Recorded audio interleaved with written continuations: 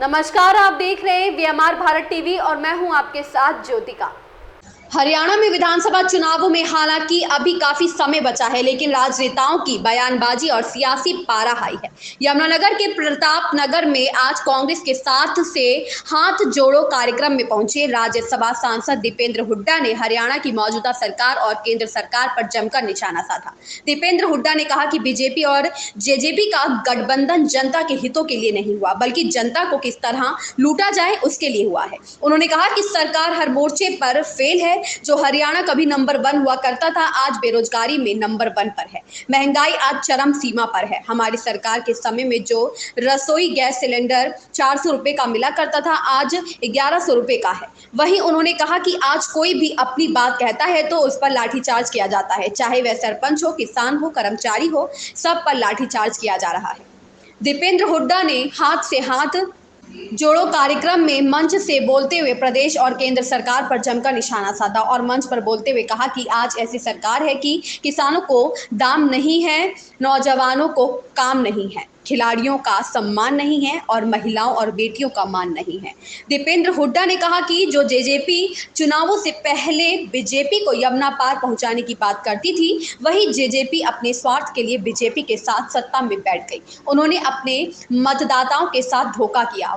वही 5100 पेंशन देने का वादा करके बुजुर्गों के साथ धोखा किया गया। किसान आंदोलन में किसान से धोखा, खिलाड़ियों से धोखा, महिलाओं से धोखा। उन्होंने कहा कि यह 5100 पेंशन देने का समझौता नहीं था। इस सरकार का गठबंधन तो इसलिए हुआ था कि हरियाणा को किस तरीके से लूटना है, कौन सा विभाग किसको दिया जाना है, भ्रष्टाचार की झूठ का समझौता था। कौन सा विभाग किसके पास जाएगा और कितनी लूट की जाएगी, इस बात का समझौता था।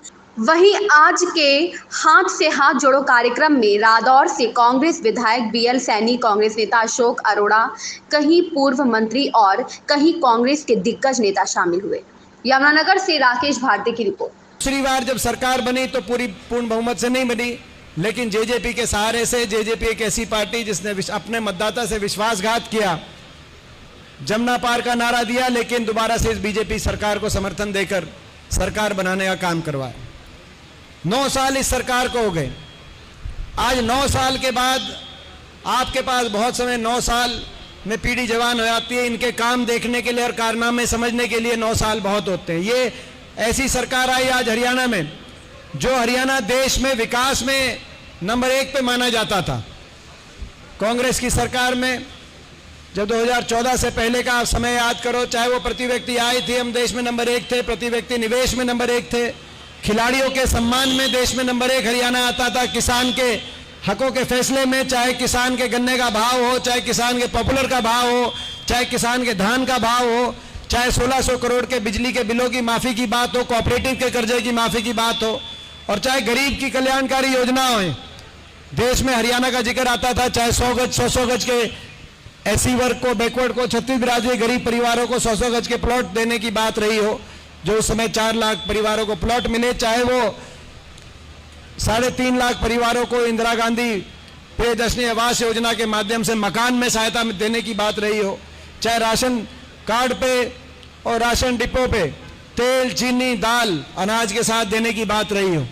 देश में हरियाणा विकास के मामले में आगे माना जाता था। गरीब की कल्याणकारी योजनाओं से खिलाड़ियों के सम्मान तक, किसान के हितकारी फैसलों से लेकर और विकास की दर तक। आज 9 साल के बाद उस समय बदलाव आया। लोगों ने सोचा अच्छे दिन आएंगे, बड़े बड़े लुभावने नारे थे कि अच्छे दिन आएंगे, यही नारे थे, अच्छे दिन आएंगे, किसान की आमदनी दुगनी कराएंगे, डीजल, पेट्रोल, रसोई गैस का सिलेंडर और सस्ता दिलवाएंगे, 2 करोड़ नौकरी हर साल दिलवाएंगे, बड़े बड़े नारे थे। लोगों ने कहा ये नारे क्या पता सही हो जाए। लोगों ने तजुर्बा किया, बीजेपी को मौका दिया, हरियाणा में भी, देश में भी। आज 9 साल के बाद जो हरियाणा देश में विकास में नंबर 1 था, वो तजुर्बा फेल हो गया और वो हरियाणा आज नंबर 1 पहुंच गया। तो किस बात में पहुंच गया देश में? बेरोजगारी में। बेरोजगारी में देश में नंबर 1। हर घर में एक नौजवान बेरोजगारों की फौज खड़ी हो गई।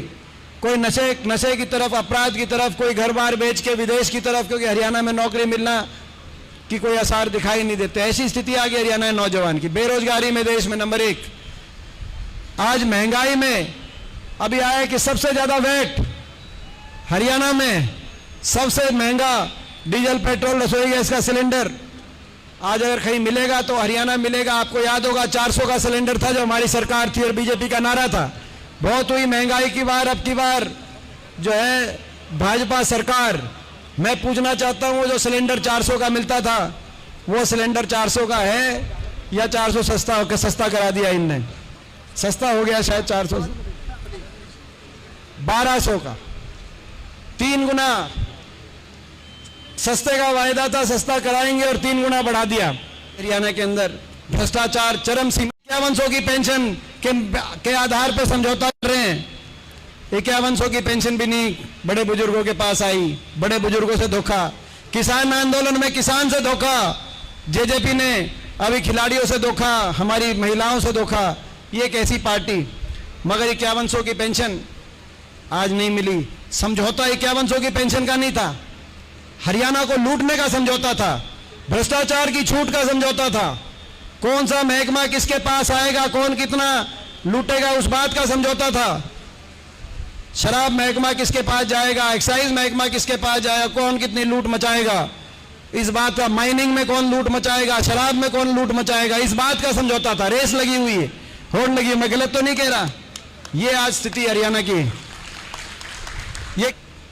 मगर इन्होंने हमारी बेटियों का क्या तिरस्कार किया है। दिल्ली जंतर मंतर पे आपने देखा खिलाड़ियों को, जिन खिलाड़ियों का सम्मान होना चाहिए, जिन्होंने देश के तिरंगे को दुनिया विश्व पटल पे ऊंचा करने का काम किया, देश के जनगण मन की गूंज दुनिया कोने कोने में पहुंचाने का काम किया, आज वो बेटियां न्याय की मांग करी सरकार से और उन बेटियों के साथ अपमान किया जा रहा है।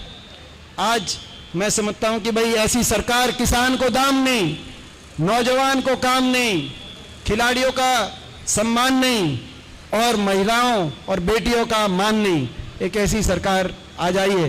और घमंड तो बढ़ गया, आगे तो बढ़ गया, आपने बोल दिया, पता नहीं कहाँ जा रहे थे।